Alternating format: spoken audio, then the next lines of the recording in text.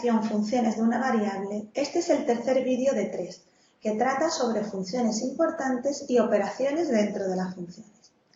Lo primero que vamos a hacer es destacar una serie de funciones que son importantes porque son sencillas, son muy comunes, salen mucho en los ejercicios y es importante conocerlas y saber de qué tipo son.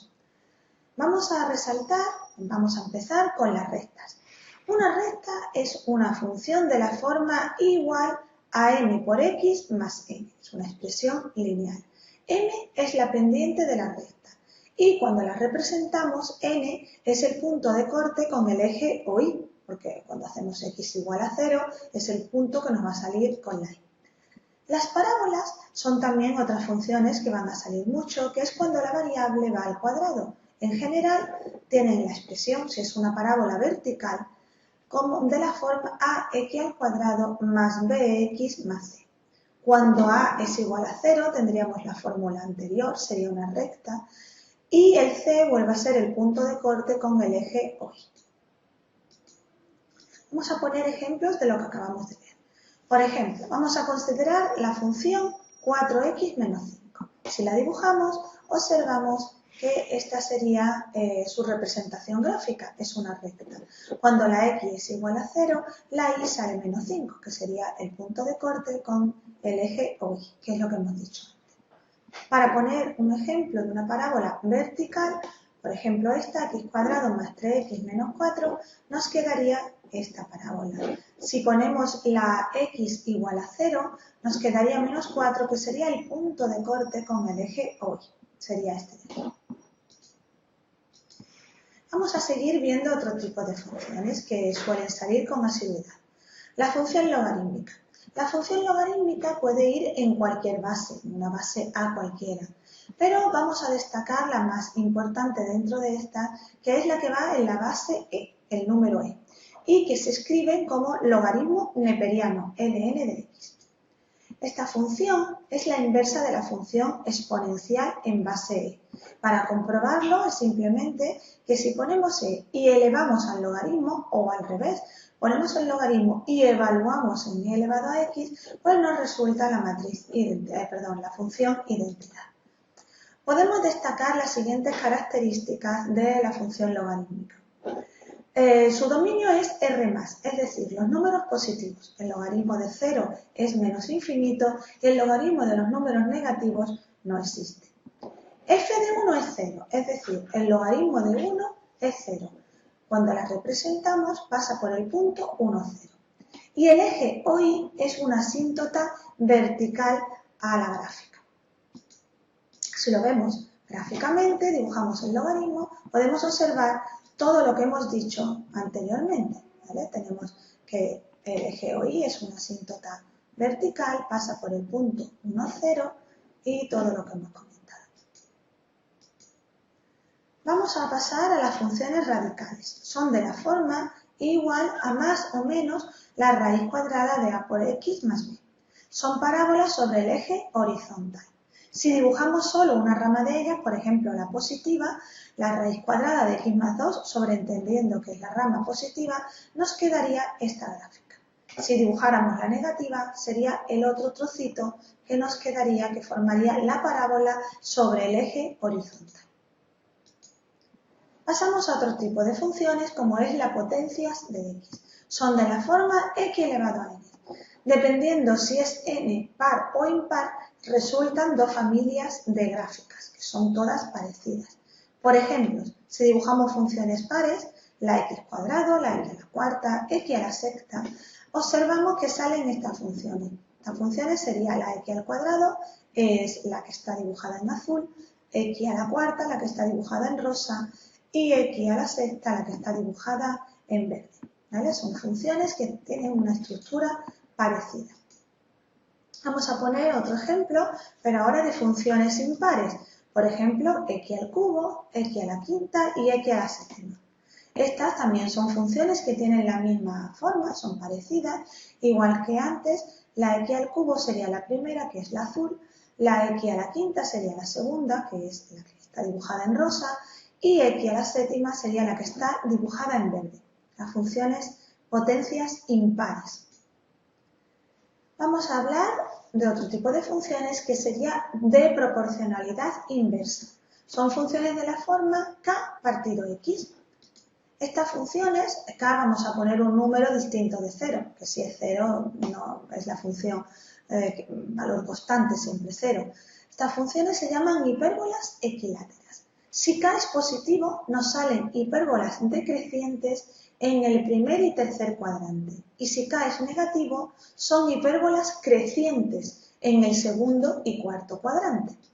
Vamos a verlo con ejemplos. Si, por ejemplo, ponemos k igual a 1, k igual a 2 y k igual a 3, observamos que nos salen estas gráficas, ¿vale? Que serían la azul, igual que estamos hasta ahora, con 1 partido x, la rosa sería la 2 partido x y la verde sería la 3 partido x. Son gráficas que van con el k positivos y observamos que son siempre decrecientes, dibujadas en el primer y en el tercer cuadrante.